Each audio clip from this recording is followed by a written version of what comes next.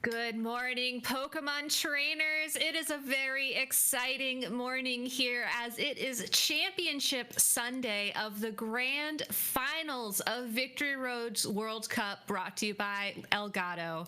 My name is Gabby Snyder. I'm joined here by Lou Cromie. Lou, how are you doing today? Honestly, coming off the pre-show yesterday, I'm just so excited to get into the Pokemon action today. We've had weeks upon weeks upon weeks of Pokemon action, all of these countries battling it out to be the very best, and we've now got our grand finals between Italy and Spain. And honestly, it's going to be so close. I have no idea who's going to take this, and I can't wait to find out. I can't wait to find out either. And just like last week, we get the pleasure of watching the matches in order of how they happen. So we get all of the same emotions and storylines and excitement that the players went through as they were determining who would be the winner. So I can't believe we're actually at this point. I mean, going into this tournament, I think that Spain and Italy were definitely the favorites to win, but to see them both facing off in the finals is truly something extraordinary. Yeah, and it's definitely a sign of kind of autumn, winter kind of vibes at the minute, because this was kind of my summer, was, you know, going through August, watching all the Pokemon action, doing the draft right at the very beginning, and now that it's kind of tailing off, it will be very sad to see the tournament end, but it's just been a phenomenal run. And I definitely want to touch on what you said as well about how kind of each week, sometimes we're showcasing matches. Obviously, we want to give you as much Pokemon action as we can, but sometimes the kind of winner of those battles has already been determined in terms of the country. But here, we're going to see it match by match, and who knows, from what the managers were saying yesterday, if we can get to that game 7, you know, at a 3-3 situation, it's just going to be the most intense thing ever in Pokemon. Yeah, so let's go ahead and take a look at the matches that we'll be featuring today between Italy and Spain. We're going to be starting the morning off with Marco Silva from Italy versus Ramsés Quintana, and we'll be progressing through the matches from there. And, you know, looking at some of the matchups we have here, I mean, already I see Leonardo Bononomi versus Eric Rios, Flavio Del Pidio versus Alex Gomez. There is a ton of exciting matchups that we're going to be able to feature.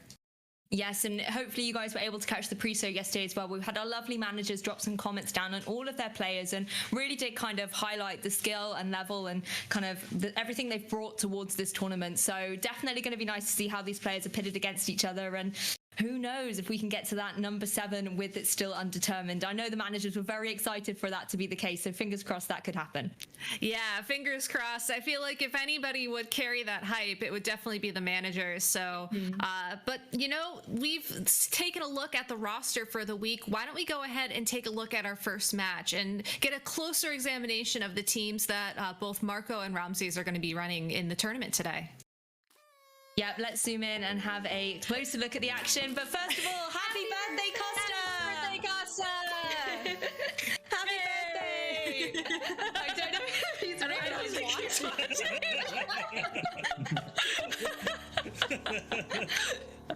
Oh, we couldn't not say happy birthday to you, one of our big resident casters throughout this show. And before we get into the Pokemon action, first things first, happy birthday, Costa. Thank you, everybody. I didn't realize I was just trying to fix my camera. Clearly, I look very weird. So, thank you for catching me out, everybody. Thank you so much for the birthday wishes. I am completely surprised. I'm not gonna lie, and a bit embarrassed and red blush. No, I didn't think much of it. I thought, oh well, you know, whatever. It's just like focusing. But yeah, very embarrassed. Thank you, everybody. I really appreciate it. I'm glad I wasn't picking my nose or something. But yeah, thank you. We all purposely didn't wish Costa happy birthday today so that we could do this. So Costa, we did know, we hadn't forgotten. We hope you have a wonderful birthday today. Yeah, if you're watching, make sure to drop a happy birthday in chat as well. Oh my god, thank you. I love you, everybody. I've loved Victory Road. I've loved all my co-casters. They've been amazing. Everybody that's not even here as well. So I'm very pumped. I'm very excited for the finals and everybody to enjoy the show today. But thank you from the bottom of my heart. I really appreciate it. Thank you, everybody. Oh, brilliant. Well, of course, this is our lovely group of casters for today as well. So you can have a little look at it. It's nice and early. And of course, all of us will be bringing you the action right through all of the matches at different points in today's broadcast. So hi, guys. I hope we're going to have a really good show. But let's jump right back into the kind of preview of our first match here between Italy and Spain. First of all, taking a look at Italy's very own Marco Silva, running a very interesting team here with that Eternatus, the Rillaboom, Urshifu, Volcarona, Whimsicott, and the Aegislash as well. You know, a great Load of accolades here for this player, international champion for Oceania in 2020, has been able to take those kind of championship titles. So he's going to be looking to try and bring that home for Italy today. And what a fun team to be running as well. Aegislash is one of those Pokemon that was really popular for the longest amount of time thanks to its King Shield attack, which it's an attack, but it's like a defensive attack. It's a protect that would lower the attack of any Pokemon that makes contact with the King Shield. In addition to its amazing stats when it's in attack form versus defense form. But definitely an odd pick for where the metagame is at right now. And to see it on an Eternatus team as well almost feels like it's there just for one specific matchup against the Shadow Calyrex, but we'll have to see if that's what Marco is going to be facing, as his opponent Ramsés could be running something just as fun. I think this team is great. I see Como. I automatically assume it's great, but talk about a really interesting team for both these trainers. Yeah, I mean, Ramsés here bringing in the kind of the Zacian and more standard restricted that we've been able to see. And of course, Incineroar, Rillaboom, really solid picks throughout this entire tournament. The Suicune there for that supportive pressure as well. But the Nihilego and, like you said, the Komodo, really nice to see that Pokemon back in action. That is certainly a blast from the past in 2017 for me. So I'm looking forward to seeing it kind of come back into the fray here. Yeah, I think that similar to how Marco built up his team, the Como and the Nihilego to a certain extent are really there for specific matchups. But and then you also have this really solid core of the team of Incineroar, Rillaboom, Suicune, and the Zacian.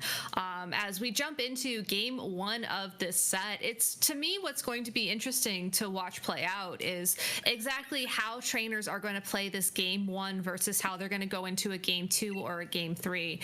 Given how the Aegislash and the Como are most likely very niche picks, I would be very surprised to see either of them game one unless they were part of the specific strategy that these trainers had going into this matchup to begin with.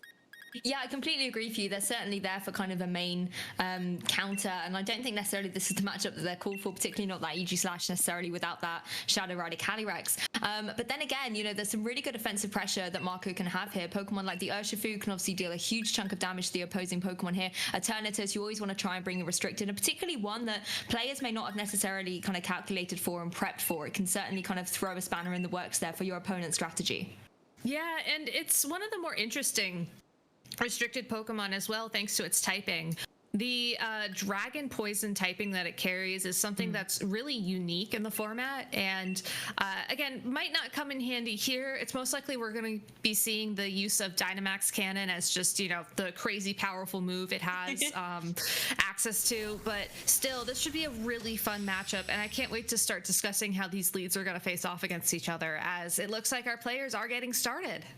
Well, here we go. Game one of Italy versus Spain in the grand finals of the Victory Road World Cup of VGC, sponsored by Elgato. The leads coming out into the fray here. For Ramsés, we've got the Rillaboom and the Nihilego, but for Marco, that Eternatus and Whimsicott coming straight out into the fray.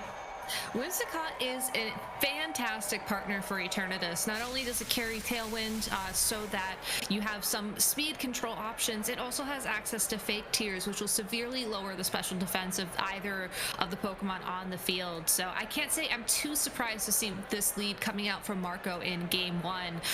But Ramsés also has a very interesting lead with the Rillaboom and Nihilego together, as Rillaboom will have access to Fake Out, and Nihilego could go for a super powerful Sludge Bomb into that Whimsicott to knock it out immediately, which is most likely why Marco went for that Protect, which honestly is a very interesting move on Whimsicott in and of itself. Yeah, the double protect there from Marco, actually just going to burn out the Fake Out utility that Rillaboom has, as Nihilego does indeed go for that Sludge Bomb, like you said there, Gabby, into the Whimsicott, but quite wisely protecting itself from taking any of that damage.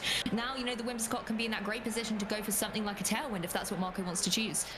Exactly, and the presence of Protect on the Whimsicott as well really allows it to carry the Focus Sash item that we just saw in Marco's party safely. When you think about Whimsicott in particular, a lot of times it is that target of Fake Out, which is why people stop giving it Focus Sash. But if you have Protect to prevent that little bit of chip damage, that is really just a great combination.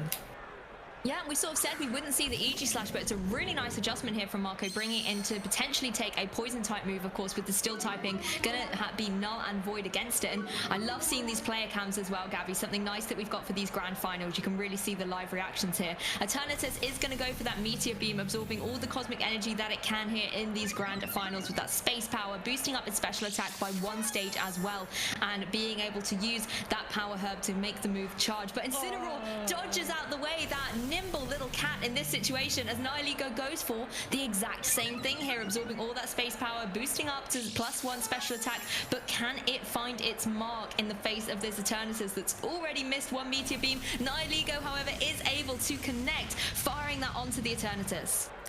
That is a really tough spot there for Marco. Even though he still gets the special attack boost from that Meteor Beam, the fact that it wasn't able to find its mark in the Incineroar of all Pokemon, that was such a great read from him, trying to go for that immediate KO onto the Incineroar during the switch, but just failed to catch it, unfortunately. Yeah, and of course, the Incineroar spells disaster for the EG Slash as well. Doesn't want to take any of those fire-type moves. Nihilego just going to go for a Protect, as Eternatus does go for the Sludge Bomb, chipping away at that Incineroar, doing over 50% thanks to having that special attack boost as well. But Incineroar does have that Cheeky Berry to hand, boosting itself back up with the help of the Citrus Berry. EG Slash is going to change its stance, however, and go into Blade form to go on the offensive here with a close combat targeting down into that Incineroar, and it is enough to pick up a KO against it. Great double targeting, and you can see the relief on Marco's face there. And a really strong move on that Aegislash, because usually how you play Aegislash, you'll go for an attack and then you'll King Shield and then maybe you'll switch around or otherwise attack. And you know, one of the downsides of close combat is that you do take a defense and special defense drop after using it, but given that Aegislash probably won't want to attack for a turn or two anyways, it just makes it that much easier to switch it in. Unfortunately for Marco, we do know that the options he have to switch in for that Splot aren't exactly the best Pokemon to send in against the Nihilego. You know, there's still the Whimsicott and a Volcarona in the back of his party. So especially with the reveal of the Zacian here, Aegislash most likely just going to King Shield this turn, maybe try and catch that Zacian off guard and get rid of that Intrepid Sword boost. But, you know, and then just save the pivot for when it's a little bit safer. Ramsés, on the other hand, really needs to start going on the offense, especially with the Zacian and the Nihilego on the field. That was a great protect from him that last turn, since it allowed Nihilego to stay out and keep the special attack boost. Now is the perfect time to start capitalizing on it.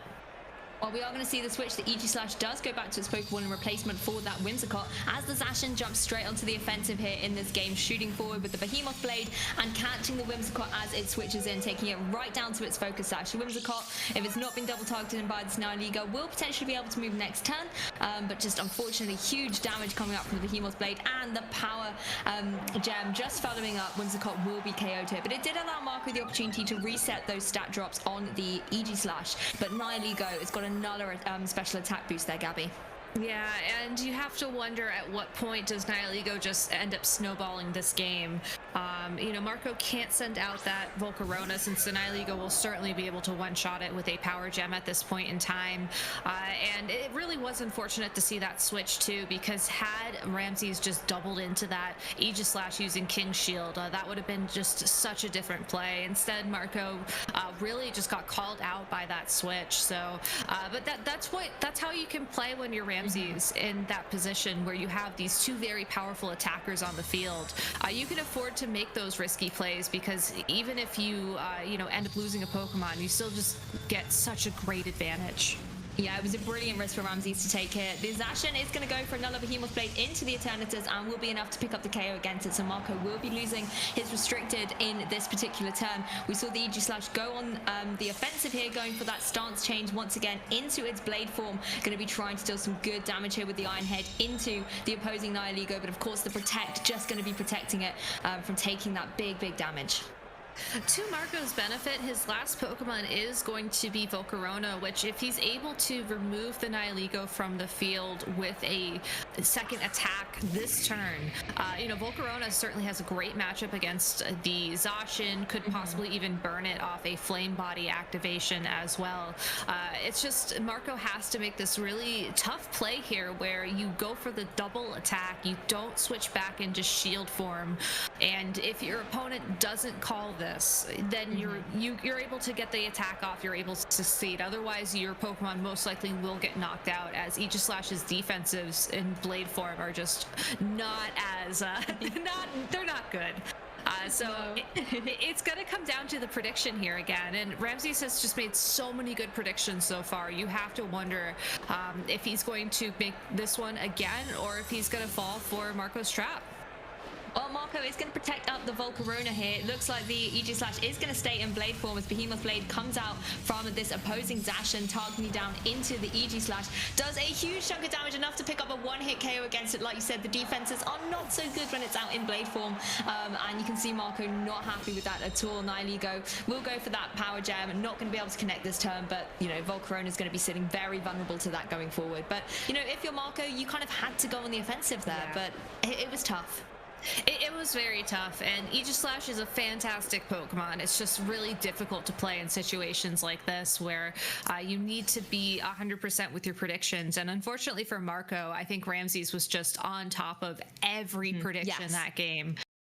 Which was a very, very well played game. So going into game 2, I think that Marco probably should leave the Aegislash behind. You know, I liked the Whimsicott and the Eternatus and the Volcarona conceptually against Ramsés' team, but still just not really the Pokemon you want to be the glue in that situation.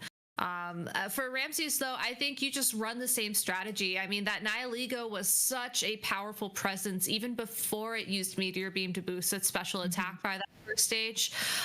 Just having it out on the field and having that Rillaboom or another fake out user next to it to protect it was such a great start for him. And I don't think that there's too much that Marco can do to adjust to that play style. You could certainly bring your own Rillaboom if you want to try and at least deal damage to the Nihilego ahead of time. You could bring your or just have your Eternatus target the Nihilego just to get some damage down onto the field, but it's really a difficult matchup.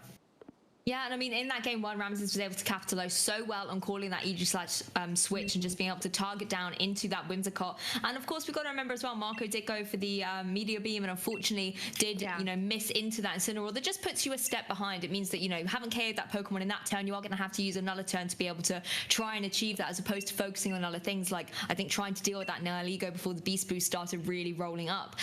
But again, some really nice adjustments that, you know, Marco can make here. I agree with you as well. I like that kind of Whimsicott Eternatus lead, and just maybe Aegislash just wasn't potentially the Pokemon to kind of shine in this particular matchup. But again, Ramsés, regardless of what the Pokemon are on the field at the minute, he's just playing so well with calling those predictions every single turn, and I think getting into Marco's head a little bit. So if you're Marco, I think coming into this game too, you really have to clear that and try and shake it off a little bit and come into this game with a clear head. Yeah, I 100% agree. But what I find really interesting that I want to touch on while we're waiting for Ramsés to lock in on its Pokemon, it looks like Marco did select the Aegislash again. And, you know, since we do have a little bit of time to talk about it now, it's holding Life Orb. And, you know, we saw that close combat attack faster than the Incineroar was able to attack in the previous game. It's possible that Aegislash isn't just there for the possible Shadow Calyrex matchup, where I would assume a Life Orb boosted Shadow Sneak would deal enough damage to pick up the KO. It most likely is a anti-Incineroar Pokemon as well, and it makes me wonder what other tech that this Pokemon has, that given how poorly that game 1 went for Aegislash, he's making an appearance again in game 2.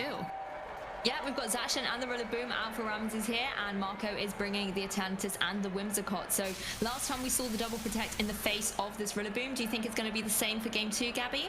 I think the Whimsicott definitely has to protect here to protect that Focus Sash item, though if you think about how game 1 went for Whimsicott, it didn't end up making too much of a difference, but Marco does have the opportunity to double protect and then Tailwind Flamethrower, it looks like, to deal some big damage to that Zacian, which I think is something that Marco really has to consider.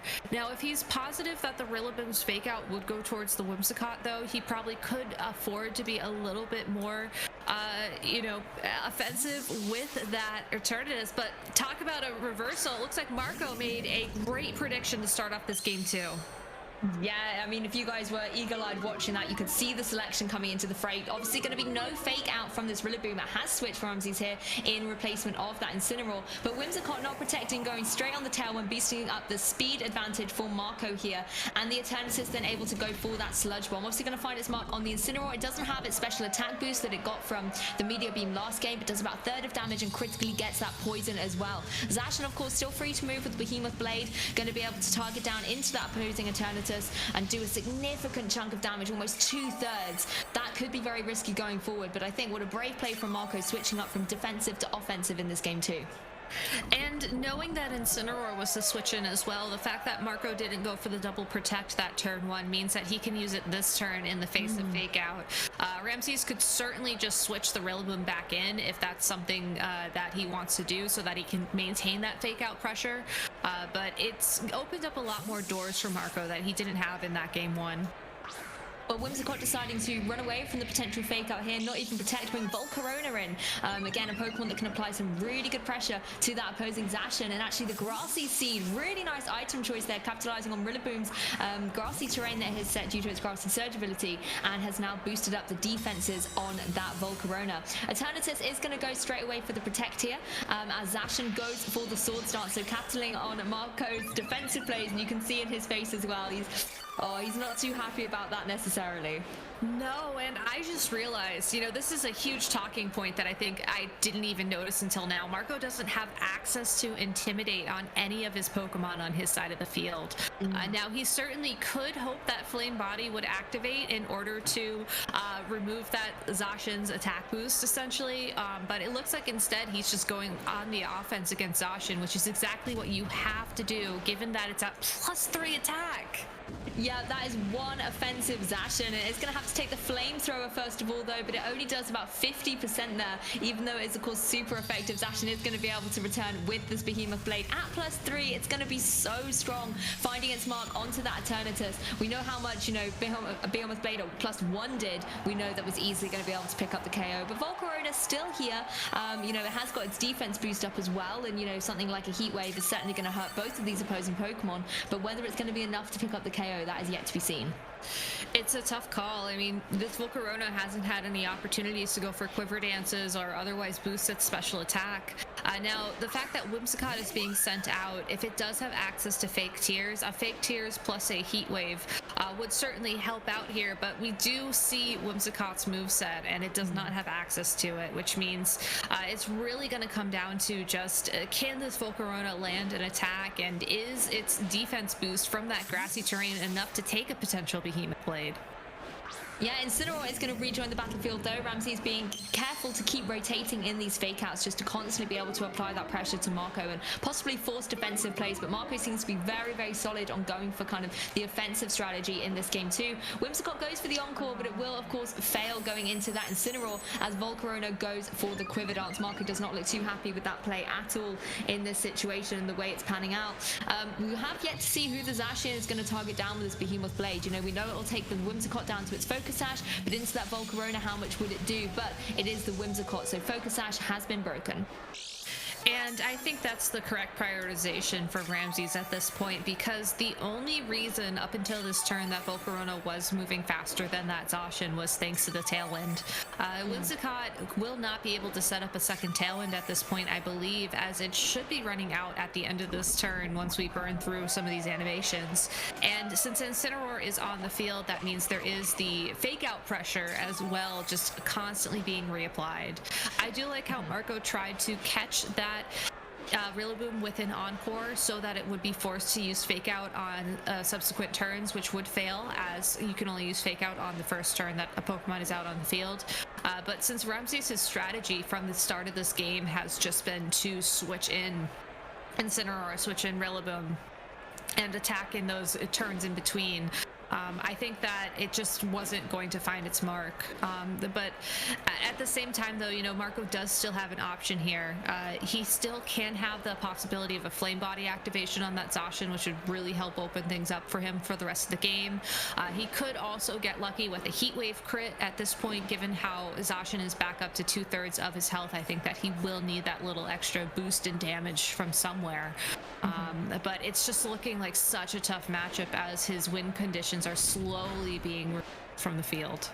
Yeah, and even if you did try and protect your Pokemon here, there was the potential that Ramsés could switch once again. Fake Out did go down into that Volcarona. The Moonblast into Incineroar, not going to be dealing too much damage. Get a special attack drop, but we know that doesn't matter against Incineroar, as Zacian once again goes for the Behemoth Blade here, jumping up into the sky and targeting down that Whimsicott and removing it before it can potentially set up a Tailwind again. And it's all going to be down to those Volcarona in the next turn. You know, it has been on the field long enough to essentially restore its health back up to full after the couple of fake outs that it's taken. It does have the benefit of one Quiver Dance behind it, so it's, you know, it's not at its base power. But if Heat Wave is unable to connect with that Zacian, or if Ramsés is able to protect the Zacian and then send in another fake out user and just slowly whittle the game down, you know, that Volcarona will not be enough to win the game on its own. With a little help from this Aegislash, it's possible that Marco can recover here. With the Aegislash, we do have King Shield, which would lower the attack of that Zacian, but Aegislash will have to take an attack in order to get that benefit. And if Ramsés just doubles into the Volcarona this turn, and ignores the possibility of a King Shield from that Aegislash, Volcarona most likely would be KO'd by both a Behemoth Blade and a Flare Blitz at this point, and that would be game for Ramsés. So it's a really tough spot for Marco to be in. You never want your win conditions to essentially rely on Heat Wave, not only just connecting, but possibly getting a critical hit as well. But, you know, it is an out, and he just has to take it at this point. Yeah, it's coming down to that kind of end game situation of game 2, whether you're going to be, you know, continuing the set to a game 3 or not. But Zacian just going to protect itself here from the Volcarona that does indeed go for that Heat Wave. Obviously not going to be able to connect on Zacian, but does find its mark on the Incineroar. But we know Incineroar is going to be able to take that really well, and even with some poison damage there, is going to be able to survive out the turn. But Blade Form has come out from the Aegislash here. It goes for the Iron Head down into the Incineroar. The double targeting will guarantee the KO against that Incineroar, and that just is a sigh of relief for that Aegislash. Doesn't have to worry about any of those fire type moves coming forward, and at least it's one fake out Pokemon removed from Ramsés' kind of bench of Pokemon here. Yeah, but the last Pokemon finally will be revealed from Ramsés' side of the field, excuse me. And knowing that it's Nihilego especially does not do Marco any favors. He's once again in a position where I think he has to go for the double attack on Aegislash, and once again in a position where Volcarona most likely will outspeed the Zacian, but needs to land Heat Wave and needs to get a critical hit. So if Ramsés is able to dodge the Heat Wave, or if Nihilego is able to find its mark with a power gem onto that Volcarona, it's definitely going to continue to be in his favor for winning this first round and giving Spain the first point on the leaderboard, which is so important in these group tournaments. Yo, definitely. You want to get the momentum rolling in your favor. Volcarona does go for the Heat Wave, but it avoids the Zacian. Heartbreak for Marco there. It's going to connect on the Nihilego, but only does about 1/4 of damage there. But it did get that critical hit you were talking about, Gabby, but it needed to be on that Zacian. You can see Marco frustrated at that particular turn, as the Behemoth Blade will connect down onto that opposing Aegislash, leaving itself so exposed in its blade form. And we've seen this in game 1. There's not a lot the Volcarona can do when facing down against a Nihilego. There really isn't, and you know, I feel really bad for Marco, because between the Meteor Beam miss in game 1 and the Heat Wave miss just now, unfortunately I don't think this was his day. I mean, Meteor Beam could miss again here to try and at least give him, you know, a little bit of morale going into the end game, but unfortunately it looks like Ramsés is going to be winning this set 2-0 against Marco Silva, bringing Spain again that first point on the leaderboard for grand finals. But you know, shout outs to Marco. I think that he played that set very well to the best of his ability. He made some incredible plays there. It's just Lady Luck was not smiling at him today with that miss, both of those misses really. Yeah, the accuracy was definitely heartbreaking, but huge congratulations to Ramsés kicking Spain off with that one victory. Of course, as well, Ramsés, I think, really did play so well, kind of getting into the head of Marco's gameplay there and made some fantastic predictions, did the protects when they were needed and things like that as well. So really was just quite a solid strategy from out. And the one thing I loved is we get to see these player cams. And, you know, I looked at Ramsés and he was quite calm and collected kind of the whole way through that entire set. So definitely had that kind of confidence going in. And hey, he came out victorious. So huge congratulations to both our players and commiserations to Marco, but well done to Ramsés taking the first win for Spain. Yeah, and you know, I'm really glad we got to see the Aegislash, even if it wasn't able to attack as many times as it could. It's always nice to see those Pokemon from old formats still doing what they got to do. So I think that'll be it here for round one of the grand finals of Victory Road's World Cup, sponsored by Elgato. Shout outs to Elgato as well in the frame. The little ears are here.